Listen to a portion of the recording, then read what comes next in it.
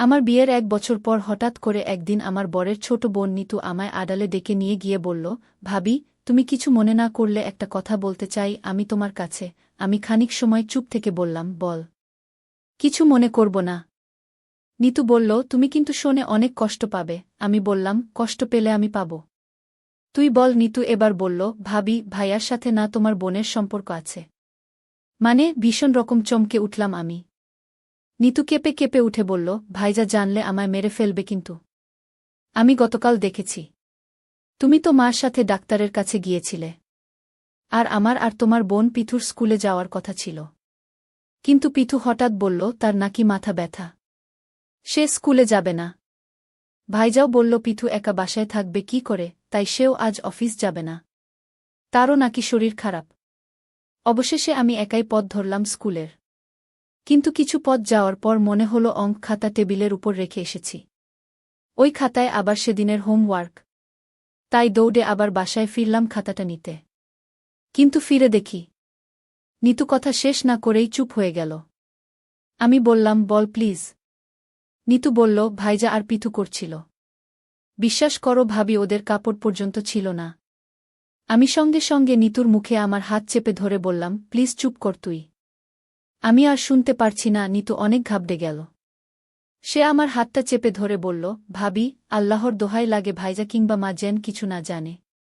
এরপর আমি পিথুকে সাবধান করেছিলাম। কিন্তু পিথু আমার কথা শুনেনি। সে এখনও ক্লাস ফাঁকি দিয়ে ভাইয়ার সাথে ঘুরে বেড়ায়, রিক্সা করে। সেদিন তো সিনেমাও দেখেছে দুজন একসাথে। আমি সেদিন বলেছি, আমি কিন্তু ভাবির কাছে সব বলে দিব। পিথু তখন বলল, বলে দিলে তোমার ভাইজা তখন আর তোমার রক্ষা রাখবে না। সেই ভয়ে অতদিন আমি চুপ করে থেকেছি। নিতুকে আমি বললাম, প্লিজ তুই যা এখন এখান থেকে। আর চুপ থাকিস প্লিজ, আর কেউ যেন কিছু না জানে এ বিষয়ে। নিতু বলল, আচ্ছা ভাবি বলে সে চুপচাপ আমার কাছ থেকে চলে গেল। কিন্তু আমার কেন জানি মনে হচ্ছে নিতুর কথা সত্য নয়। কারণ নিতুর চেয়ে পিথুর রেজাল্ট ভালো।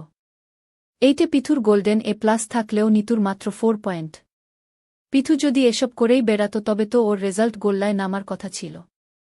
আমার কেন জানি মনে হচ্ছে কোনো একটা জেদ মেটাতে চায় পিথুর উপর নিতু। কিন্তু সেই জেদটা কি নিয়ে? তাছাড়া পিথুকে আমি খুব ভালো করেই চিনি। এমন শান্তশিষ্ট আরেকটি মেয়ে হয় না। আর সে তো জানে বাবা মা মারা যাওয়ার পর বোনের বাড়ি ছাড়া তার আর কোনো আশ্রয় নাই। নিশ্চয় সে তার এই শেষ আশ্রয়স্থল নষ্ট করতে চাইবে না। পিথুকে সে রাতে কিছু বলতে চেয়েও আমি বললাম না। ভাবলাম, একটা মিথ্যে বিষয় নিয়ে ওর মনে কষ্ট দেয়া ঠিক না। তাছাড়া মিতুল, আমার বর, শুনলেও তো খুব মন খারাপ করবে। হতে পারে এই একটা বিষয় নিয়ে আমার সংসারটাও ভেঙে খান খান হয়ে যেতে পারে। তাই আমি এই বিশ্বাসটাকে একেবারে মাটি চাপা দিয়ে ফেললাম। এর সপ্তাহ খানেক পর আমার শাশুড়ি মাকে নিয়ে আবার ডাক্তারের কাছে গেলাম আমি চেক আপ করাতে। আমার প্রেগন্যান্সির 7 মাস পার হয়েছে। মিতুল আজকাল আমার উপর খুব সতর্ক। গতকাল রাতে সে আমার হাত ধরে বলল, বৃষ্টি, তুমি কিন্তু একদম কাজ করবে না বুঝলে। আমি দেখেছি এখনও রান্না বান্না, কাপড় ধোয়া মুছা এইসব কিছু করো তুমি। এটা কিন্তু ঠিক না। পিথু আছে, নিতু আছে, ওদেরকে বলবে। ওরা সব কিছু করবে। এমন শরীর নিয়ে কিছু করলে পরে যদি সমস্যা হয়, বিশ্বাস করো বৃষ্টি, আমার খুব ভয় হয় তোমায় নিয়ে। আমি তখন আনন্দে আত্মহারা হয়ে উঠেছিলাম। মিতুলের একটা হাত তখন আমার বুকের উপর টেনে এনে মনে মনে ভাবলাম, ছিঃ, এমন ফেরেশতার মতো একটা মানুষকে নিয়ে কি মন্দ কথাটা আমার কাছে বলল নিতু, তাও আবার আপন ভাইকে নিয়ে। ছিঃ।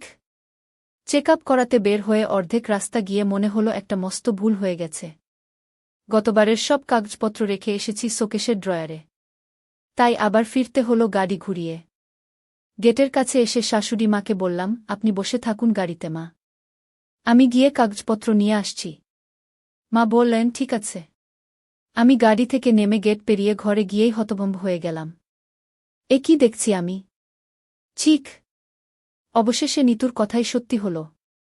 ঘরে ঢুকতেই দেখি পিথুর সাথে এক বিছানায় মিতুল। আমাকে দেখেই দুজন দুদিকে সরে গেল। মিতুল বিছানা থেকে উঠে কাপড় ঠিক করতে করতে ওয়াশরুমের দিকে চলে গেল। আর পিথু বিছানায় থাকা কাঁথাটা নিজের গায়ের উপর ভালো করে ছড়িয়ে দিয়ে মুখটা বালিশের বুকে গুজে দিয়ে চুপচাপ শুয়ে পড়ল। আমি আর এখানে দাঁড়িয়ে থাকতে পারছি না। মাথা ঘুরছে। সবকিছু কেমন দুঃস্বপ্নের মতো মনে হচ্ছে। তবুও তো কাগজপত্র নিয়ে গাড়িতে গিয়ে উঠতে হবে। মার সাথে ডাক্তারের কাছে যেতে হবে। মুখে মেকি হাসি ধরে রাখতে হবে। নয়তো যে মা প্রশ্ন করবেন কি হয়েছে, তখন আমি কি উত্তর দিব? তিনি যদি শুধু একবার জানতে পারেন পিথু এমন একটা নোংরা কাজে জড়িত, তবে তাকে আজকেই তিনি ঘাড় ধাক্কা দিয়ে এ বাড়ি থেকে বের করে দিবেন। তখন পিথু কোথায় গিয়ে আশ্রয় নিবে?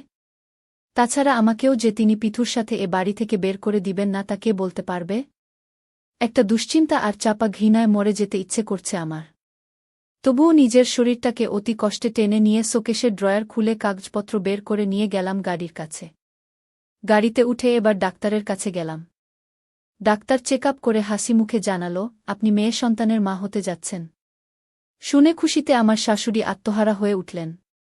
তার গলায় পরা স্বর্ণের যে চেইন ছিল, ডাক্তারের সামনেই তিনি গলা থেকে সেই চেইন খুলে আমার হাতে তুলে দিয়ে বললেন, এই চেইন দিয়ে আমার নাতনির জন্য তুমি কানের ঝুমকা, নাকফুল, হাতের চুড়ি বানাইবা। আমার চোখ দিয়ে টপটপ করে জল নেমে এলো তখন।